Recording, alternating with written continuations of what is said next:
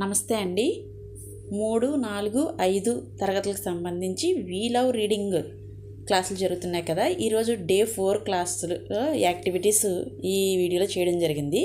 ఈ వీడియోలోకి వెళ్ళబోయే ముందు దయచేసి మా ఛానల్ సబ్స్క్రైబ్ చేయండి. సబ్స్క్రైబ్ చేసినప్పుడు పక్కనున్న బెల్ ఐకాన్పై క్లిక్ చేయండి. అలాగే లైక్ చేయండి, షేర్ చేయండి. మీరు లైక్ చేసినట్లయితే వీడియో మరికొంతమందికి రీచ్ అవుతుంది. ఇప్పుడు తెలుగు నీతి కథలు చూద్దాం. ఫస్ట్ తెలుగు చూద్దాం. దాంట్లో ఒక మోరల్ స్టోరీని ఇక్కడ ఇవ్వడం జరిగింది. ఈరోజు మోరల్ స్టోరీ ఏంటంటే జిత్తులమారి తోడేలు. అనగనగా ఒక అడవిలో ఒక తోడేలు ఉండేది. అది చాలా జిత్తులమారి. ఒకరోజు ఆ తోడేలు మాంసం తింటుండగా దాని నోట్లో ఓ ఎముక ఇరుక్కుంది. ఆ ఎముకను బయటికి తీయడానికి తోడేలు బాగా కష్టపడింది. కానీ ఎముక మాత్రం బయటికి రావట్లేదు. దీంతో అది ఒక ఉపాయం ఆలోచించింది. కొంగ ముక్కు పొడవుగా ఉంటుందని కొంగ వద్దకు వెళ్ళింది. నా నోట్లో ఎముక ఇరుక్కుంది, దాన్ని తీస్తే నీకు ఓ బహుమతి ఇస్తా అని కొంగకు ఆశ పెట్టింది. దీంతో కొంగ తన పొడవాటి ముక్కుతో ఎముకను బయటికి తీసింది. కానీ తోడేలు మాత్రం బహుమతి ఇవ్వకుండా వెళ్ళసాగింది. కొంగ వెంటనే నా బహుమతి ఏదని ప్రశ్నించింది.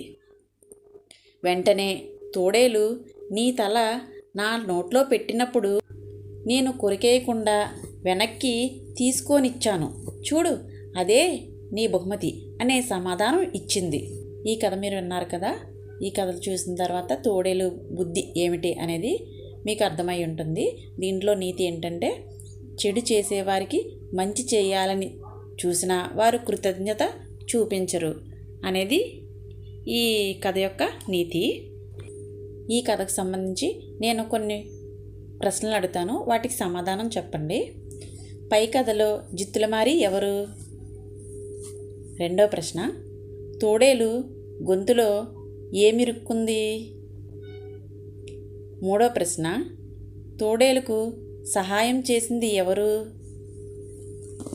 నాలుగో ప్రశ్న, ఆపదలో ఉన్నవారికి నీవు ఎలాంటి సహాయం చేస్తావు? ఈ ప్రశ్నలన్నింటినీ మీరు ఒక బుక్లో ఎక్కించుకొని దానికి సమాధానం రాయండి. వీ లవ్ రీడింగ్లో భాగంగా ఇంగ్లీష్ స్టోరీ రీడింగు. ఇక్కడ మనకి ఇంగ్లీష్ స్టోరీ రీడింగ్లో ఈరోజు మనం చదవబోయేది a lion and a mouse. Once upon a time there lived a lion and a mouse. One day the lion was sleeping. The mouse started playing on it. The lion woke up. He caught up the mouse and was going to kill.